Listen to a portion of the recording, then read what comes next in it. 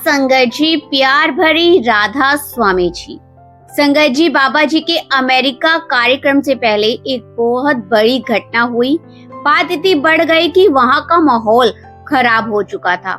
आसपास की बैठी हुई संगत भी ये सब देखकर हैरान रह गई। परसों रविवार को पेटालुमा में क्या हुआ, वही बात आज हम आपको बताने जा रहे हैं। ये घटना हमारे लिए एक बहुत बड़ी सीख है कि किस प्रकार एक व्यक्ति पूरे के पूरे माहौल को बदल सकता है। ये घटना बिल्कुल सही है, बिल्कुल सच्ची है। अब कई लोग इस पर ज्ञान देने की कोशिश करेंगे, लेकिन जिन लोगों ने इसे अपनी आंखों से देखा है, उन्होंने ही हमें ये सारी की सारी बात बताई है। इसलिए आप इस पूरी बात को ध्यान से सुनिए। पेंटालुमा में जब बाबा जी का प्रश्न उत्तर कार्यक्रम होना था, तब की ये घटना है। वैसे कल हम आपके साथ 2 दिन के प्रश्न उत्तर कार्यक्रम भी साझा कर चुके हैं। प्रश्न उत्तर कार्यक्रम शुरू होने से पहले एक परिवार वहां पहुंचा। वह परिवार कहां से आया, इसकी कोई भी जानकारी नहीं है। उनके साथ उनके बच्चे भी थे। वहां एक सेवादार सेवा कर रहा था, जिसका रंग बिल्कुल सांवला था। वह सेवादार कहां से आया था, यह भी किसी को पता नहीं था। लेकिन जिन्होंने ये घटना देखी, उनमें से एक हमारे भाई भी हैं। वह पूरी की पूरी बात हमें बता रहे हैं। उन्होंने बताया कि यह वही सेवादार है जो वहां बाबा जी सेवा के लिए जाते हैं, वहां सेवा करता हुआ हमेशा दिखाई देता है। सेवादार वही करते हैं जैसा उन्हें आदेश दिया जाता है। यदि उन्हें कहा जाता है कि संगत को इस प्रकार बैठाना है, तो वे वैसे ही सेवा करते हैं। यदि कहा जाता है कि इस तरह नहीं बल्कि दूसरी तरह व्यवस्था करनी है, तो वे उसी अनुसार सेवा करती हैं। लेकिन कई बार संगत में कोई व्यक्ति गुस्सा कर जाता है, कोई बात मानने को तैयार नहीं होता, तब वहां का वातावरण बिल्कुल बिगड़ जाता है और स्थिति खराब हो जाती है। असल में हुआ यह कि उस परिवार का एक व्यक्ति चाहता था कि वे अपने बच्चों के साथ कुर्सियों पर बैठकर पूरा का पूरा कार्यक्रम देखे। शायद उसके लिए दूसरी जगह बैठने की व्यवस्था थी या नीचे बैठने के लिए पर्याप्त स्थान था। लेकिन वह व्यक्ति उस सेवादार पर बहुत अधिक नाराज हो गया। उसने उसे बहुत ही ऊंची नीची बातें कही। आखिरकार वह गुस्से में पंडाल से बाहर चला गया। उसने कहा कि अब वह प्रश्न उत्तर कार्यक्रम नहीं सुनेगा। जिस सेवादार की मैं बात कर रही हूँ, वही सांवले रंग वाला भाई था। उस व्यक्ति ने उसे बहुत कुछ सुनाया, लेकिन उस सेवादार के मन में इतनी शांति थी कि उसे उस पूरे समय में एक भी शब्द का उत्तर नहीं दिया। हालांकि वहां बैठी संगत में से बहुत से लोगों को उस व्यक्ति पर गुस्सा आ गया था, लेकिन जिस सेवादार को इतनी बातें सुनाई जा रही थी, उसके चेहरे पर जरा सा भी क्रोध नहीं आया। जानते हैं ऐसा क्यों? क्योंकि उसे ये विश्वास था कि हर व्यक्ति के अंदर वही मालिक विराजमान है। शांत वही रह सकता है जिसकी भजन सिमरन की अवस्था ऊंची हो, जिसे ये अनुभव हो जाए कि संगत में बैठे हर व्यक्ति के अंदर मेरा मालिक, मेरा सतगुरु विराजमान है। वह किसी से लड़ नहीं सकता। शायद उसके मन में यही भावना रही होगी कि यदि मैं भी क्रोध कर बैठा तो मेरा सतगुरु मुझसे प्रसन्न नहीं होगा। इसी कारण वह सेवादार बिल्कुल शांत रहा। वह व्यक्ति लगातार बोलता रहा, लेकिन सेवादार हाथ जोड़कर केवल यही विनती करता रहा, भाई साहब कृपया यहीं बैठ जाइए, बाबा जी का यही आदेश है। क्योंकि हर व्यवस्था एक निश्चित प्रणाली के अनुसार चलती है। जब तक हम उस व्यवस्था के अनुसार चलते हैं, सब कुछ ठीक रहता है। लेकिन जैसे ही हम व्यवस्था से हटते हैं, वहीं से कठिनाइयां शुरू हो जाती हैं। फिर वह व्यक्ति अपने परिवार सहित वहां से चला गया। शायद उसके कर्मों में उस दिन मालिक की वाणी सुनना नहीं लिखा था। शायद उसके भाग्य में उस समय वह संग, वह सत्संग, वे दर्शन नहीं थे। जाते जाते उसने यहाँ तक कह दिया कि आज के बाद वह संगत में कभी नहीं आएगा। लेकिन वह सेवादार फिर भी हाथ जोड़कर उसे रोकता रहा। उसने बहुत विनती की कि वह वापस आ जाए, लेकिन वह परिवार नहीं रुका और वहां से चला गया। यहीं पर हमारे लिए बहुत बड़ी सीख छिपी है। हमें ये सीख मिलती है कि जब भी कोई सेवादार हमें किसी बात के लिए समझाए, तो हमें तुरंत प्रतिक्रिया नहीं देनी चाहिए, हमें गुस्सा नहीं करना चाहिए और ना ही किसी पर उंगली उठानी चाहिए। कौन किस कर्म का हिसाब चुका रहा है ये हम नहीं जानते, चाहे वह सेवादार हो या संगत का वह व्यक्ति, दोनों अपने अपने कर्मों का हिसाब दे रहे होंगे। ये बात केवल मालिक ही जानते हैं। हो सकता है मालिक ने उसी प्रकार उसे समय वहां से हटाकर किसी बड़े कर्म से बचा लिया हो। भले ही वे व्यक्ति नाराज होकर चला गया, लेकिन कल मालिक उसे किस प्रकार वापस बुलाएंगे ये केवल मालिक ही जानते हैं, मालिक की मौज। आज तक कोई भी इंसान मालिक की लीला को पूरी तरह समझ नहीं पाया। उनके रंग निराले हैं। वे किस भावना से, किस उद्देश्य से और किस समय क्या करते हैं ये केवल वही जानते हैं। जब तक हम इन बातों को स्वीकार नहीं करेंगे और मालिक के भाड़े में चलना नहीं सीखेंगे, तब तक हमें परमात्मा की मार्ग समझ में नहीं आएगा। वैसे भी परमार्थ समझाया नहीं जा सकता। परमार्थ केवल महसूस किया जा सकता है और उसे केवल अनुभव किया जा सकता है कि किस प्रकार हमें धैर्य और किस प्रकार विश्वास के साथ मालिक का भजन बंदगी करनी है। और इसी कारण ही संत और महात्मा हमारे बीच उदाहरण बनकर आते हैं, ताकि हम उनसे सीख सके कि हमें भी अपने उसी मालिक की ओर किस प्रकार बढ़ना है। एक भाई ने बाबा जी से बड़ा ही प्यारा प्रश्न किया कि बाबा जी, भजन सिमरन में हमारा संतुलन नहीं बन पाता, हम अपने भजन सिमरन में संतुलन को कैसे बनाएं? बाबा जी आप बताएं। बाबा जी ने उत्तर दिया कि बेटा, हमें भजन सिमरन में संतुलन बनाने की कोशिश नहीं करनी, हमें तो केवल महाराज जी के हुक्म को मान कर बैठना है। एक ही हुक्म है, चाहे मन लगे या ना लगे, भजन सिमरन करती रहो, संतुलन अपने आप बनना शुरू हो जाएगा। इसलिए अपनी ड्यूटी समझकर प्रतिदिन बैठना है, बैठने में कभी भी नागा नहीं डालना। आगे एक बहन ने भी प्रश्न किया, बाबा जी, हम अपने बच्चों को आध्यात्मिकता कैसे सिखाएं? हम बहुत प्रयास करते हैं कि उन्हें परमार्थ के मार्ग पर लाएं, लेकिन वह रुचि नहीं लेते। बाबा जी ने बड़े मुस्कुराते हुए कहा, बेटा, हम किसी को भी आध्यात्मिकता नहीं सिखा सकते, चाहे वो बच्चा है चाहे वो बूढ़ा है। आध्यात्मिकता किसी को सिखाई नहीं जा सकती।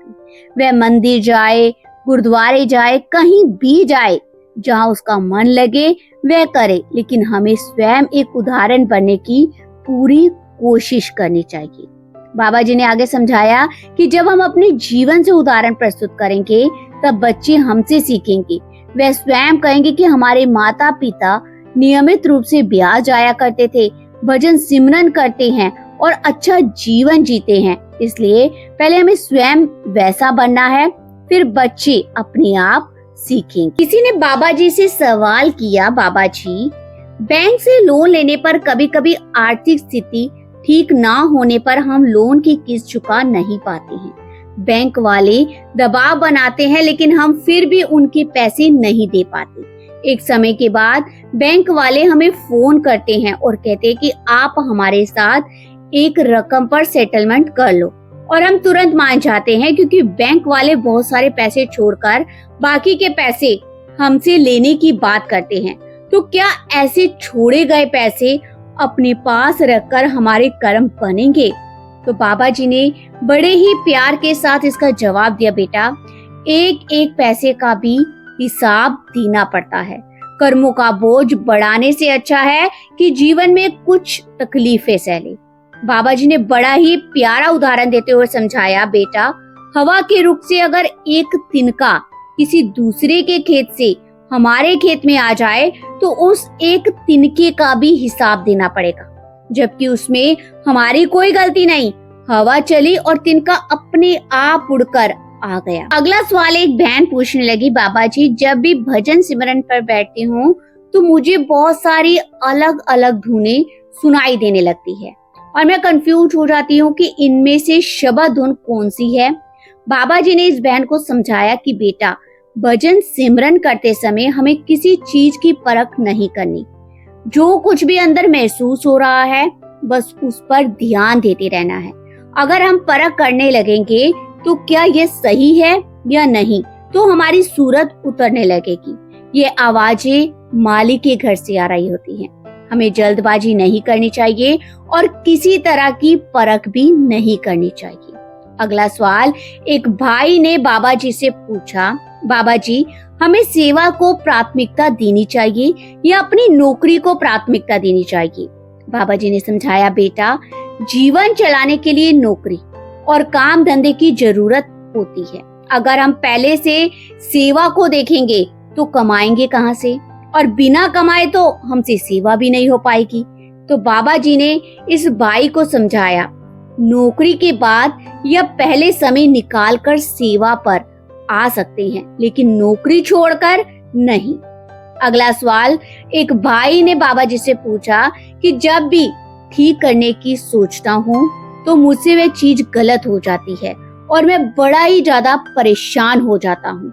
तो बाबा जी ने उस भाई को बड़े ही प्यार और सहज से समझाया कि बेटा जहाँ जितने भी बैठे हैं सब गलतियां करते हैं। इस संसार में आने वाला एक भी इंसान पूरी तरह से परफेक्ट नहीं होता, सबसे गलती होती है, लेकिन समझदार वही है जो गलती से सीख कर आगे बढ़ता है और फिर से वही गलती कभी नहीं करता। इसलिए आप ऐसा ना सोचा करें कि जब तक गलतियां नहीं होगी तो सीखेंगे कैसे। अगला सवाल, एक भाई ने पूछा कि बाबा जी कुछ लोग सत्संग पर आ तो जाते हैं लेकिन ध्यान उनका कहीं और होता है, तो क्या ऐसे लोगों को भी सत्संग पर आने का फायदा मिलेगा? तो बाबा जी ने उस भाई को समझाया, बेटा अगर हम सिर्फ हाजिरी लगाने के लिए सत्संग घर में जाएंगे तो कोई फायदा नहीं मिलेगा। सत्संग में जो कुछ समझाया जाता है उस ज्ञान को अपनी दिनचर्या में लेकर नहीं आएंगे तो कितनी भी हाजिरियां लगा लो कुछ नहीं मिलेगा। अगला सवाल भी उसी भाई ने पूछा, बाबा जी मैं अक्सर डर जाता हूँ। बाबा जी ने इस भाई को समझाया, बेटा डर का होना बहुत जरूरी है। अगर डर नहीं होगा तो हम कोई भी काम करने से पहले उसका अच्छा या बुरा नहीं सोचेंगे और गलतियां कर बैठेंगे। अगला सवाल भी एक बहन ने बाबा जी से पूछा, बाबा जी क्या हमें कुंडलियां मिलाकर शादियां करनी चाहिए? तो बाबा जी ने इस बहन को जवाब दिया बड़े ही प्यार और सरलता से, वे सभी शादियां सफल है जो कुंडलियां मिलाकर हुई थी। कबीर साहब की एक बड़ी प्यारी बात बताई, जिस पंडित ने दूसरों की कुंडलियां मिलाकर शादी करवाई, क्या उसने अपनी बेटी की कुंडली नहीं देखी? फिर उसकी बेटी घर में विधवा क्यों बैठी है? बेटा इन सब चीजों से कुछ नहीं मिलता। अगर ऐसा होता तो मंत्रियों ने भी कभी कुर्सी छोड़ी ही नहीं होती। बहन कहने लगी कि बाबा जी हमारे सेंटर में भी आना। बाबा जी हंसकर कहा, मेरी कुंडली में नहीं लिखा, वहां जाना। इस बात पर पूरी की पूरी संगत बहुत जोर से ठहाकों से हंसने लगी। इसके बाद एक सवाल बाबा जी से बहन ने पूछा। बहन कहने लगी, बाबा जी मेरे पापा की अभी अभी सर्जरी हुई है और मुझे बहुत चिंता है कि मेरी शादी के बाद उन्हें कौन संभालेगा, उनकी देखभाल कौन करेगा? तो बाबा जी ने इस बहन को बड़े ही प्यार के साथ समझाया, बेटा आपको ऐसा क्यों लगता है कि अब तक आपने अपने पिता को संभाला है जबकि वह आपके बाप हैं? बाबा जी ने आगे समझाया कि इस बहन से ये कहा, जैसे एक बाप अपने बच्चों की संभाल करता है वैसे ही वे मालिक हम सबका बाप है। वह हमें अपने बच्चों की संभाल करना जानता है, हम तो बस एक जरिया बनते हैं, असल में संभाल तो वही कर रहा है। के बाद एक भाई ने बाबा जी से प्रश्न किया, बाबा जी योग करने से भजन सिमरन में क्या लाभ मिलता है? बाबा जी ने समझाया, योग करने से हमारे शरीर को जरूर लाभ मिलता है, शरीर फिट रहता है, लेकिन योग करने से भजन सिमरन में कोई लाभ नहीं मिलेगा। आगे एक बहन ने अगला सवाल किया, बाबा जी मेरे घर वाले मेरी शादी करना चाहते हैं और मुझे सेवा पर जाने वाला लड़का चाहिए। तो बाबा जी ने हंसकर कहा, ये मुंडे नहीं गुंडे हैं। इस बात पर भी संगत बहुत जोर जोर से हंसने लगी। एक बहन ने हजूर जी से कहा, हजूर जी मेरी माँ भारत में अकेली रहती है, पिताजी के देहांत के बाद से वे बिल्कुल अकेली हो गई है। मैं कोशिश करती हूँ कि 6 महीने के बाद भारत जाऊं और फिर कुछ दिन या कम से कम 1 महीना वहां लगाकर वापस यहाँ आ जाऊं, ताकि दोनों जगह की जिम्मेदारियां निभा सकूं। लेकिन दिल में हमेशा एक खालीपन और एक खसक बनी रहती है कि शायद मैं माँ की सेवा पूरी तरह से नहीं कर पा रही। कई बार तो इतना गिल्ट महसूस होता है कि समझ नहीं आता क्या करूं। यहाँ बच्चों की देखभाल भी उतनी ही बड़ी जिम्मेदारी है, इसे उन्हें भी अकेला नहीं छोड़ सकती। हजूर जी ने बड़े ही प्यार और बड़े ही स्नेह के साथ जवाब दिया, बेटा इसमें घबराने जैसी कोई बात नहीं। अगर संभव हो तो माँ को यहीं पर बुला लीजिए, ताकि आप उन्हें अपने पास रखकर देखभाल कर सके, और अगर किसी कारण से ये मुमकिन ना हो तो भी यहाँ रहकर अपनी तरफ से हर संभव कोशिश करो और उनका ख्याल रखा जाए। बस अपनी तरफ से 100% देना, बाकी मालिक हमारे हालात को भली भांति जानते हैं कि हम किन परिस्थितियों में हैं और क्या कर रहे हैं।